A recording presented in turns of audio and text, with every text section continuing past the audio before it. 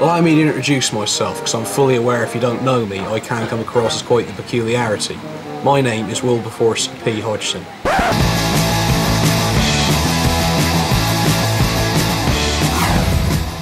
I had many previous occupations in my time. I was the singer in an oi band, a card-carrying communist. I wrestled locally under the name Mad Dog Madison, Wiltshire Wolfman. And I've been collecting Care Bears, My Little Ponies and Rainbow Bright Dolls pretty much all my natural life.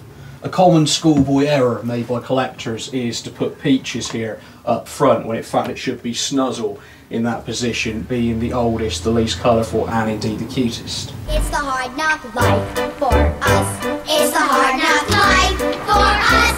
Stand treated, we get treated. Stand kisses, we get treated. That's Jason. All that fake Burberry makes him look like Sherlock Holmes.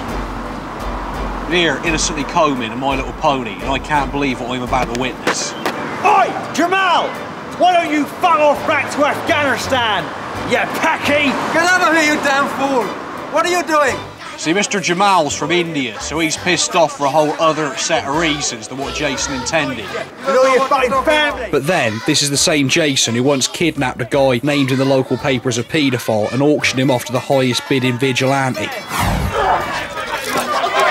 I'm a paediatrician. Get up to town quick, not right?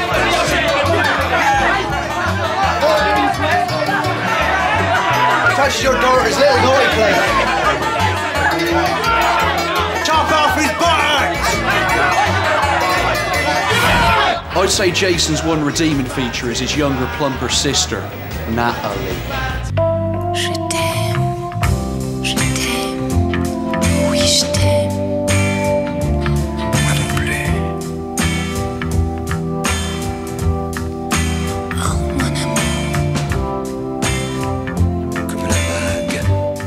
Can I have a Bacardi Breezer, please? I've always had a thing about big women. I think it stems from the fact that I had a crush on Miss Piggy when I were about 7.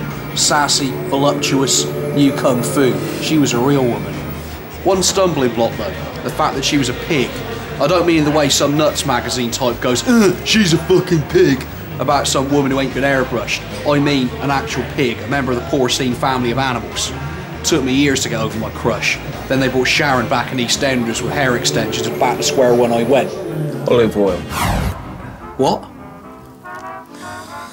I always preferred olive oil. Why? If you think about it, Popeye was always having to fight that big bastard Bluto to defend her honour. She must have done some really outlandish things in bed. This is Steve, he's my reclusive, pot-smoking mate. Not one of them drug boars, mind you, although he did used to give dope to tramps. He thought this was quite a humanitarian thing to do, so I pointed out to him he was basically going up to people who couldn't afford a crust of bread and giving them the munchies.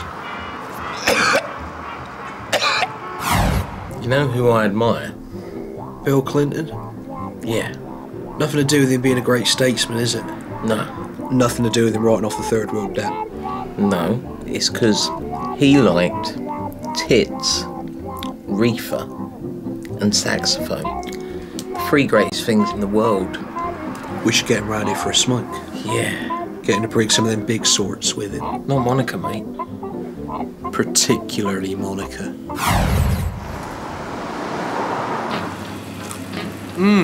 Tastes like Chippenham. Fancy a pint when I get off?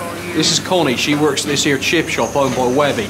Webby's kind of the extremely skint man's Hugh Hefner. He leads a bachelor lifestyle in the back room of his premises.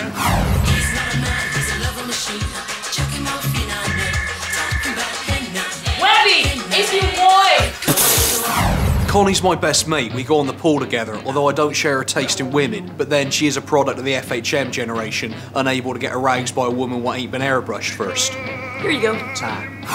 Look, I still think Dennis the Menace was the original punk rocker. That's a load of horse shit. He was a fucking Nazi. Oh, shut up. Shut up. Every morning he'd get up, he'd see Walter the Softie next to his garden, playing with girls, playing with his Wendy house. What did he give him for being in touch with his feminine side? Good kicking. They should have birched him and put his fucking dog down. I still think he was an anarchist.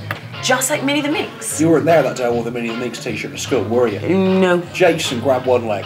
Jason Hedges. Jason Butler Oh. grabs one leg. Jason Lambert the other. Jason Hedges sat on my head. And then Jason Rothman comes, kicks me the balls 3 times. 3 times? 3 times. That's what I got for standing up for radical feminism. A bruised scrotum.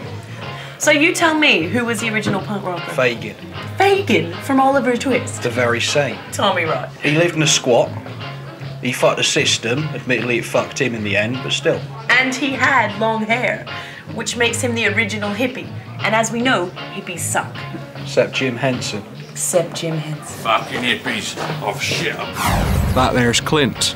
What do you know? Clint's a veteran of the Chippenham Cound skinhead wars, and he hates Cound to this very day. The other day, he had to go to Cound to pick up.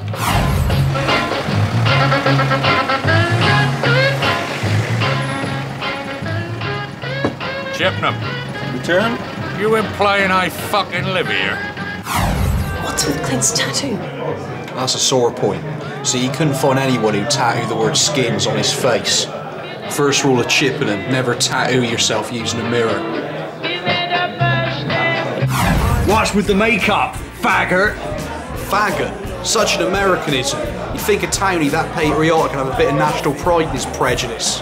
I hate you gays, stealing our women. Tell him, Jace! And they killed Jesus! I ought to snuff you!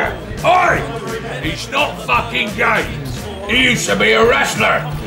Oh, right. My mistake.